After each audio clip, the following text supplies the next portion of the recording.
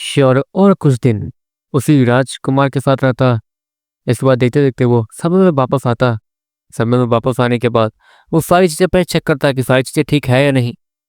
वहाँ पर वो छोटी बच्ची वाली बीज जो कि किसी भी एलिमेंटल प्रोडक्ट ढूंढती थी, श्योर ने उसे काव्या के साथ ही छोड़ दिया था।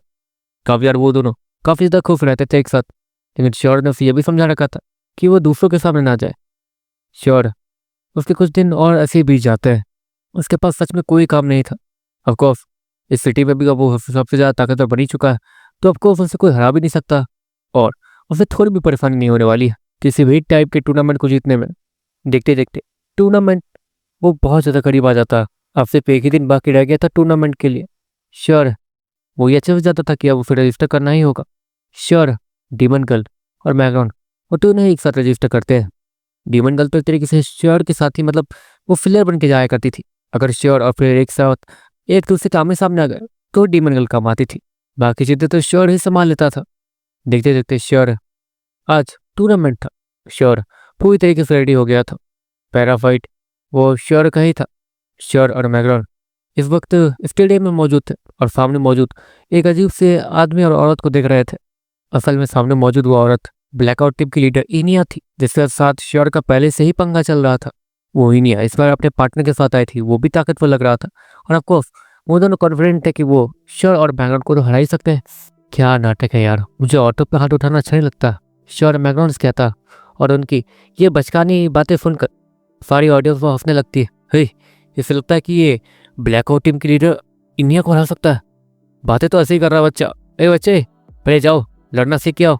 अरे बच्चे पहले चलना सीख के आओ। सभी लोग श्योर का मजाक उड़ाने लगते हैं। ऑफकोर्स श्योर काफ़ी सारी चीज़ों की वजह से फेमस तो हुआ था, लेकिन इतना भी नहीं कि सभी लोग उसका चेहरा ही याद रखने लगे और उसकी पूजा ही करने लगे। इतने इतने दिनों तक कोई गायब रहेगा तो उसे कौन ही याद रखेगा। श्योर वो एक लंबी सांस लेता और मैग्रॉन को देखता। हाँ हाँ ठीक है समझ गया। मैग्रॉन इतना कहने के बाद इधर आगे बढ़ता। देखो तुम दोनों बेवकूफ़ हो। जहाँ तक है जब हम लोग यहाँ आए थे तो तुम लोगों ने हमें बहुत परेशान किया था। आज मैं तुमसे बदला लेने वाला हूँ, तो तुम्हें कैसे हराऊँ, किस तरीके से हराऊँ बता दो ताकि तुम्हें ज़्यादा दुख ना हो। क्या तुमसे हारते हारते तुम्हें हराऊँ ताकि तुम्हारी बेइज्जती भी ना हो। लेकिन बच्चे से हारोगे तो बेइज्जती वैसे भी पक्का है, तो अच्छे से बेइज्जती हो ही जाए तो क्या ही बनता है ना। मैग्रॉन वो स्माइल के साथ कहता। अच्छा तो तुम हमें हराओगे। इनिया स्माइल के साथ कहती है। ऑफकोर्स मैग्रॉन जैसी बातें कर रहा था उसे सब तो यही लग रहा था कि वो बस मजाक कर रहा है और वो बस ऐसे ही सामने वाले को डराने की कोशिश कर रहा है और कुछ नहीं। वैसे भी इंडिया ने अभी तक श्योर की असली ताकत या फिर मैग्रॉन की ताकत देखी नहीं थी।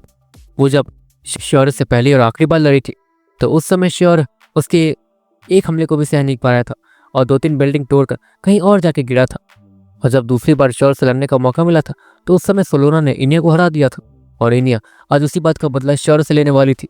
देखते देखते इनिया की बॉडी वो एक अजीब से मॉन्स्टर में बदलने लगती है। उस मॉन्स्टर के अजीबोगरीब 6 हाथ थे। वो हाथ इंसानों जैसे ही लग रहे थे। उसकी आंखें वही काफ़ी ज़्यादा अजीब थी। उन नाकों में बहुत सारे सफ़ेद रंग के डॉट्स बने हुए थे। और देखते देखते इनिया उसकी पूरी बॉडी किसी अजीब से बीज में बदल जाती है। जिसके पूरे बाल काले थे, सफ़ेद आँख जो कि छोटे छोटे बॉल जैसे थे और 6 हाथ जो कि इंसानों के हाथ जैसे ही लग रहे थे। बाप रे बाप, ये बीज थे या भूत प्रेत, श्योर हैरानी से कहता। अगले ही पल इनिया वो तेज़ी से आगे जंप करती है। आपको उन 6 हाथ के साथ पता नहीं कैसे उसकी स्पीड बहुत ज़्यादा बढ़ गई थी। वो अपने 6 हाथों के सहारे वो तेज़ी से आसमान में जंप करती और उसकी स्पीड सच में कमाल की थी। वो अलग झपकते ऊपर जाकर नीचे आ रही थी ताकि वो सीधे मैग्रॉन के ऊपर अपने हमला कर सके। लेकिन इसके पास तो हाथ है, ये अपने हाथों से कैसे हमला करेगी। श्योर वो क्यूरियस था और मैग्रॉन भी क्यूरियस था, इसलिए उसने किसी टाइप का एक्शन लिया नहीं था। अगले पल वो सारे हाथ एक जगह मिलकर एक ड्रिलिंग मशीन का शेप लेते हैं और देखते देखते इनिया वो गोल गोल घूमना शुरू कर देती है और ड्रिलिंग मशीन जैसे सीधे मैग्रॉन के ऊपर गिरने वाली होती है। अगले पल वो जैसे ही जमीन से टकराती है वहाँ धम की आवाज़ होती है। अच्छा तब धूल ही धूल फैल जाती है। सभी को लग रहा था कि काम खत्म हो चुका है, लेकिन अगले पल उस धूल से अचानक से मैग्रॉन बाहर आता है और उस सामने मौजूद उस आदमी को जो कि हमले के लिए तैयार था, अगले पल वो उसके तलवार को पकड़ के मोड़ के रख देता और उसका चेहरा देखने लगता। वो आदमी ये देखने के बाद तुरंत ही उस तलवार को फेंकता और अपना पंच सीधे मैग्रॉन के पंच के ऊपर मारने लगता। जैसे तुम्हारी मर्जी। मैग्रॉन इतना कहने के बाद अपने पंच को भी अच्छे से रेडी कर लेता। उसने तो बस उस आदमी को अपना पंच दिखाया था, वो भी इस पोस्चर में जैसे कि वो उसे ये कह रहा हो कि अगर बचना चाहते हो तो बच जाओ। लेकिन वो आदमी वो खुद कुएं में कूदने जा रहा था तो मैग्रॉन उसे रोकेगा थोड़ी। वो अपने पंच में हल्की सी ताकत लगा के उस आदमी को पंच मारता, जिसके कारण वो पीछे की दीवार से जाकर टकराता। और जब मैग्रॉन पीछे देखता तो अगली पलीनिया वो तेजी से मैग्रॉन के ऊपर जंप कर देती है। वैसे तुम अभी इस वक्त लड़की नहीं हो, भूल गई, मैग्रॉन स्माइल के साथ कहता और एक पंच सीधे इनिया के चेहरे पर मारता, जिसके कारण इनिया उड़ते हुए श्योर की तरफ जाने लगती है। श्योर तुरंत ही ऑफ साइड हो जाता है और इनिया पीछे की दीवार से टकराती है और देखते देखते वो नॉर्मल हो जाती है। उसका वो बीस्ट वो खत्म हो गया था, मतलब इनिया जिसके बाद नॉर्मल हो पाई थी। ये नामुमकिन है, इनिया वो हैरानी से कहती है। ऑफकोर्स मैग्रॉन वो बच्चा है और वो इतना ताकतवर। ऑफकोर्स इनिया ये सोच भी नहीं सकती थी। मैं तुम्हें चैलेंज करती हूँ, तुमने अपने दोस्त को आगे भेजा है, तुम्हारे अंदर इतनी हिम्मत नहीं है कि तुम मुझसे लड़ सको। इनिया वो श्योर के तरफ इशारा करते हुए कहती है और श्योर अपने सर को खुजाने लगता। लेकिन आप एक लड़की हैं, मैं आप पे हाथ कैसे उठाऊं? श्योर इनिया से कहता। एक ले पर इनिया देखते देखते उसके हाथों के ऊपर स्केल्स दिखने शुरू हो जाते हैं, क्योंकि कैसी मछली जैसे लग रहे थे। इनिया तुरंत ही अपने हाथों को आए फेंकती है, जिसके कारण होता यह है कि उसके हाथों से बहुत सारे स्केल निकलकर किसी शार्प ऑब्जेक्ट की तरह वो श्योर की तरफ जाने लगते हैं, ताकि वो उसे बीच से काट कर रख सके। बहुत सारे स्केल्स जो कि बहुत ज़्यादा शार्प थे। अगले पल वो श्योर से टकराने वाले थे, इतने में ही श्योर अपने जगह से गायब हो जाता। किसी को भी वो दिख नहीं रहा था कि वो आखिर गया कहाँ। अगले पल इनिया एक लंबे चौड़े गड्ढे में गिर जाती है और काफ़ी देर तक वो बाहर नहीं आती। देखते देखते वो मैच श्योर जीत जाता। इतने समय में श्योर ने अपने बीस्टों को भी डेवलप कर दिया था। इस जाहिर सी बात है कि उनकी ताकत भी काफ़ी ज़्यादा बढ़ चुकी है, इसलिए श्योर को तो कोई परेशानी थी नहीं। उस टूर्नामेंट को जीतने के बाद जब सभी लोग उस गड्ढे की तरफ देखते हैं तो इनिया वो मिट्टी में लथपथ बाहर आती है। नीचे मोटा कीड़ा उससे ऊपर जाने ही नहीं दे रहा था। वो बार बार आसपास की मिट्टियों को वो खरोद कर रख देता था, जिसके कारण वो इनिया जैसे ऊपर जाने लगती थी वो नीचे गिर जाती थी। वैसे तो सभी लोग हैरान थे कि श्योर ने कैसे उस इनिया को हरा दिया, जो कि सच में बहुत ज़्यादा घमंडी और ताकतवर है। लेकिन सच तो सच है, श्योर जीत गया था। देखते देखते श्योर वो नॉर्मली अपने घर पर जाके आराम करना शुरू कर देता। आराम कर रहे हो? तुम्हारे फ्लेयर की तो फाइट है, और जाने वाले हो या नहीं? मैग्रॉन श्योर से कहता। श्योर डीमन गर्ल की तरफ देखता। नहीं, मैं ही जाता हूँ। श्योर इतना कहने के बाद वो फ्लेयर में बदलता और देखते देखते स्टेडियम में पहुँच जाता, वो भी लंबी चौड़ी उबासी लेते हुए। अरे ओ बेवकूफ़, तू कौन है बे? एक आदमी हैरानी से फ्लेयर को देखते हुए कहता। ओ, मैं यहाँ नया था, कुछ महीने पहले ही आया हूँ। फ्लेयर उस आदमी को देखते हुए कहता। अच्छा, कुछ समय पहले ही आया हो तो तुम्हें यहाँ से चले जाना चाहिए, मेरी ताकत कुछ ज़्यादा ही है, ऐसा ना हो कि तुम गलती से मारे जाओ। बाद में फ्लेयर से कहता। उस आदमी की ताकत बायोमिक लेवल 7 थी। जाहिर सी बात है कि वो श्योर के सामने वो कुछ भी नहीं है, लेकिन फिर भी वो श्योर की बेइज्जती तो कर रहा था। अगले पर जैसे ही राउंड शुरू होता, फ्लेयर अपनी जगह से गायब होने के बाद अचानक से उस आदमी के सामने आता और अपनी चुटकियों से सीधे उस आदमी के सर पर हमला करता। सभी लोग सच में काफ़ी ज़्यादा हैरान थे कि आखिर फ्लेयर ने यह किया कैसे। एक चुटकी के हमले से बायोमिक लेवल 7 वाले को ये कैसे? काफ़ी सारे लोग हैरानी से कहते हैं। ऑफकोर्स वहाँ पर उसी हिसाब के ताकतवर लोग जमा हुए थे। ताकतवर लोगों के बीच ताकतवर लोग ही आते हैं उस ताकतवर फाइट को देखने के लिए। यहाँ पर उसी हिसाब से लोग आए थे। ये फ्लेयर आखिर है किस लेवल पे, जबकि उसने एक उंगली से ही हरा दिया? काफ़ी सारे लोग हैरानी से कहते रहते हैं और देखते देखते ये न्यूज़ बाहर भी फैलनी शुरू हो जाती है। अरे सुनो दोस्त, तो पता है एक फ्लेयर नाम के आदमी ने एक चुटकी, बस एक चुटकी से बायोमिक लेवल 7 वाले को धूल चटा दी। उसकी ताकत कितनी हो सकती है? अगर वो इतना ही ताकतवर है तो हम लोग उससे क्यों नहीं जानते हैं? यही तो अजीब बात है। वो काफ़ी ज़्यादा मिस्टीरियस है और ऐसे मिस्टीरियस लोग पता नहीं कहाँ कहाँ से आ जाते हैं। काफ़ी सारे लोग इस फ्लेयर के बारे में यही बातें किए जा रहे थे। वैसे मैग्रॉन, तुम्हें क्या लगता है ये मेरे फ्लेयर वाली आइडेंटिटी कब तक बच छुपी रहेगी? श्योर है, वो मैग्रॉन कहता।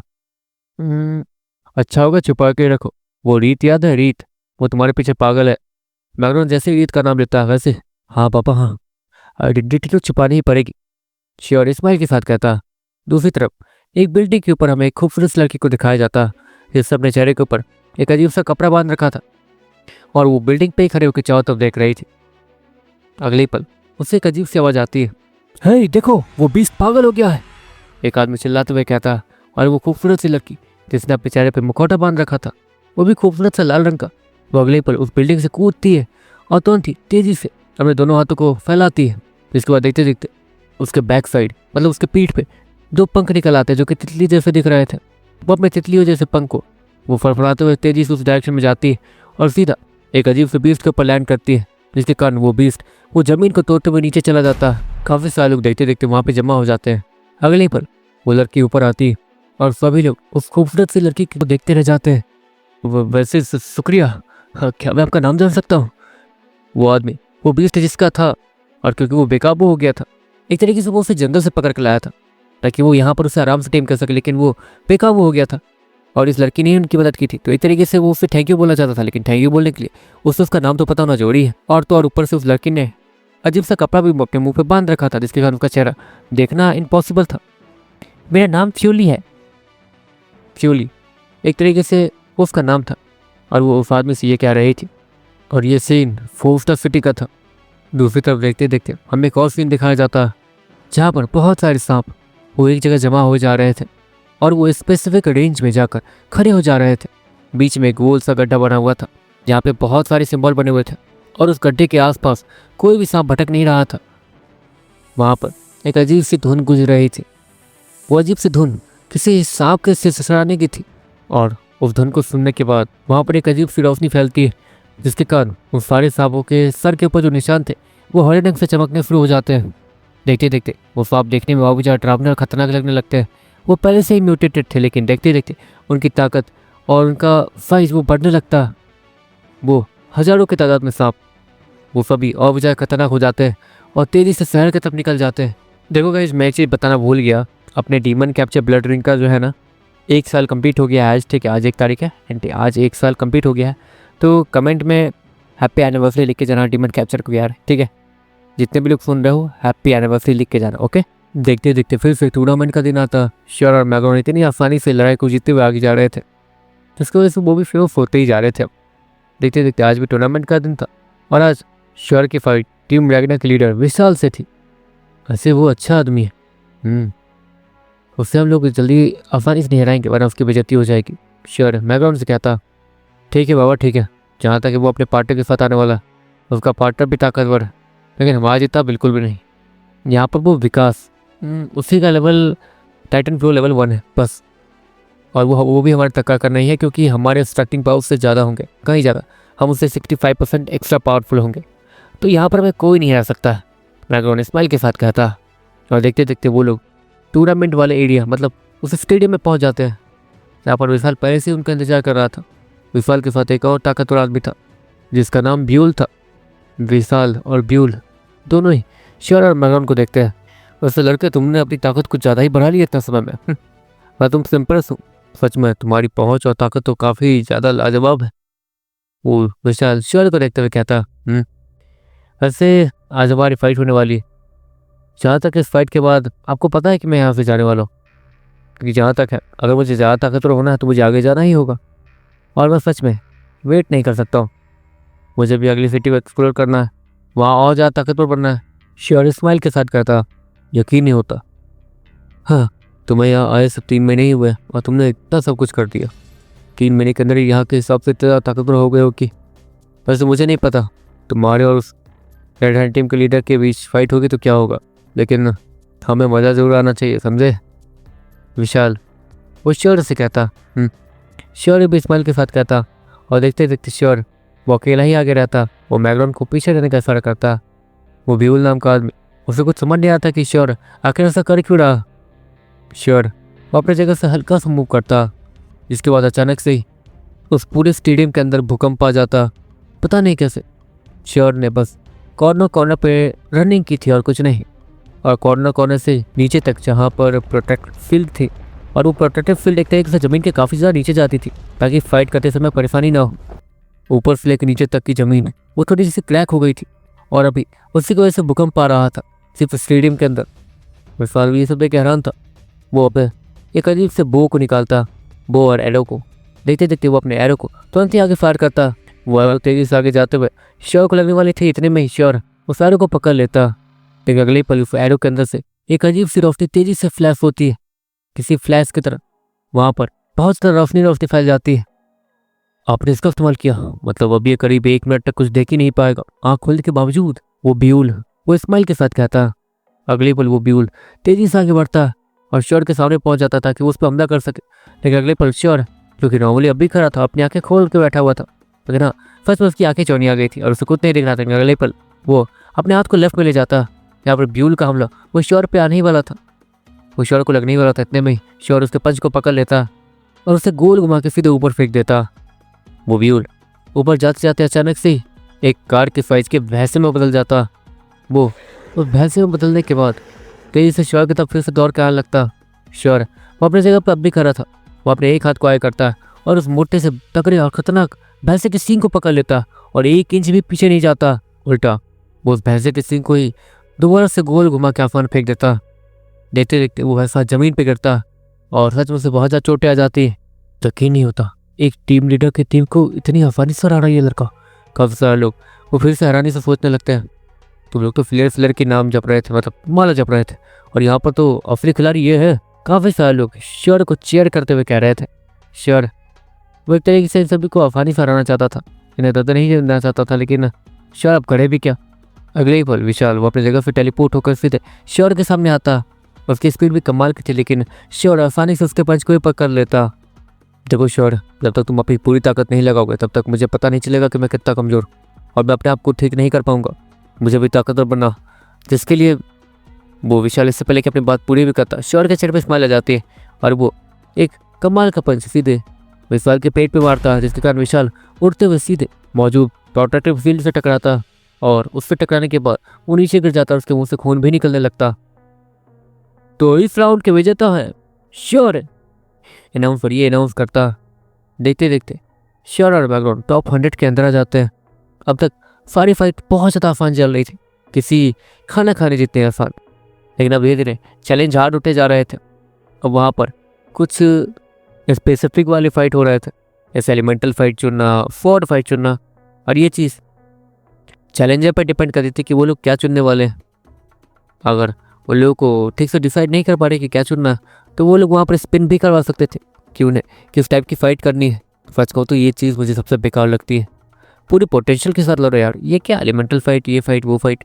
श्योर इतना कहता और आगे बढ़ता, जहाँ पर उसकी फाइट एलिमेंटल फाइट में आ गई थी और सामने मौजूद आदमी उसके पास फायर एलिमेंट था। देखते देखते एक बड़ी सी फायर वॉल वो श्योर के सामने तैयार हो जाती है और श्योर के तब तेज़ी से बढ़ने लगती है। श्योर वो जानता था कि ये बड़ी सी आग उसे जलाने के लिए आ रही है। दूसरी तरफ वो आदमी जिसने इस आग को बनाया था, वो उस खतरनाक सी आग को देख रहा था श्योर की तरफ बढ़ते हुए। उसे उस आग के दूसरी तरफ तो कुछ नहीं दिखा था, लेकिन दूसरी तरफ श्योर ही था। अगले पल उस आग को बीच से काटते हुए एक हरे रंग की बिजली वो सीधे उस आदमी पर जाके लगती है, जिसके कारण वो आदमी उड़ते हुए पीछे जाकर गिर जाता और बेहोश हो जाता। और देखते देखते श्योर ये मैच फिर से जीत जाता। स्पेशल थंडर एलिमेंट, क्या बात है दोस्त, काफ़ी सारे लोग हैरानी से कहते हैं। श्योर बहुत ज़्यादा आसानी से सारी लड़ाई को जीतते हुए टॉप 10 तक पहुंच जाता। टॉप 10 में गिने चुने लोग ही रह गए थे जो कि ताकतवर मारे जाते थे। रेड हैंड टीम का लीडर विकास वो भी बहुत ज़्यादा आसानी से ही जीता था, जैसे कि श्योर और मैग्रोन और फ्लेयर जीत रहे थे। इसलिए सभी लोग को उन सभी की फाइट ही देखनी थी। और श्योर ने अब तक सिर्फ एक बार एलिमेंट का इस्तेमाल किया था अपने, क्योंकि वो भी एलिमेंटल फाइट में, वरना वो अब तक एक बार भी अपने एलिमेंट फाइट का मतलब एलिमेंट का इस्तेमाल कर ही नहीं रहा था। वरना किसी को भी झटका दे के इतनी आसानी से हराना ये तो और भी ज़्यादा आसान था। और ऊपर से श्योर ने अभी तक अपने बीस्तों को भी रिवील नहीं किया, जो कि सबसे ज़्यादा खतरनाक बात थी। आज जिसकी फाइट थी वो फ्लेयर और विकास की फाइट थी। रेड हैंड टीम का लीडर और फ्लेयर, उन दोनों की फाइट देखने के लिए वहाँ पर काफ़ी ज़्यादा भीड़ जमा होते जा रही थी। श्योर ने डीमन गर्ल को एक तरीके से अपना रूप लेकर वहाँ बीच में ज्वाइन करने के लिए कहा था, ताकि कोई भी श्योर पर शक न करे। इस तरफ श्योर खुद रेड हैंड टीम के लीडर से लड़ना चाहता था, ताकि वो उसकी ताकत देख सके। तो तुम ही हो फ्लेयर, विकास वो फ्लेयर को देखते हुए कहता, और फ्लेयर अपने सर को हाँ मिलाता है। बस जैसा सुना वैसा ही काम, तो सच में थोड़े मतलबी टाइप हो, लेकिन क्या करें, ताकतवर होने के लिए मतलब ही बनना पड़ता। मतलब तुम ताकतवर तो हो गए, लेकिन इसका मतलब ये नहीं कि तुम मुझे आसानी से हरा सकते हो, वो विकास फ्लेयर से कहता। फ्लेयर वो जवाब नहीं दे रहा था, वो बस हाँ या ना में अपने सर को लेफ्ट राइट कर रहा था। अच्छा ठीक है बाबा, ठीक है, समझ गया, मुझसे बात करने में इंटरेस्टेड नहीं हो, वो रेड हैंड टीम का लीडर स्माइल के साथ कहता। बात करने में इंटरेस्टेड वाली बात नहीं है, असल बात यह है कि मुझे बाहर घर जाना है, कुछ काम वगैरह वो करने, और जल्दी फाइट करोगे ख़त्म तो मैं जा पाऊँगा, फ्लेयर स्माइल के साथ कहता। अच्छा ऐसी बात, ऐसा कहना था ना, मैंने फालतू में तुम्हारा टाइम वेस्ट किया। चलो ठीक है, लड़ाई स्टार्ट करते हैं, रेड हैंड टीम का लीडर स्माइल के साथ कहता।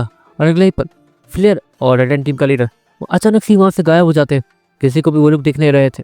अगले ही पल वहाँ एक धमाका होता जो कि पूरे स्टेडियम को हिला कर रख देता।